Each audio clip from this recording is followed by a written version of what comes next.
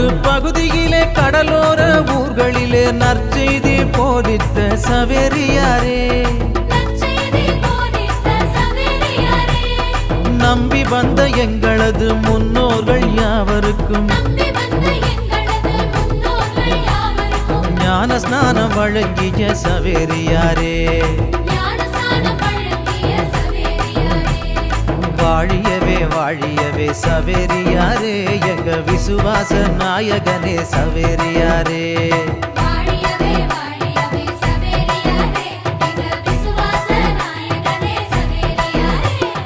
பாமால பாடிடுவோம் சவேரியாரே, உங்க பாதம் தொட்டு வணங்கிடுவோம் சவேரியாரே.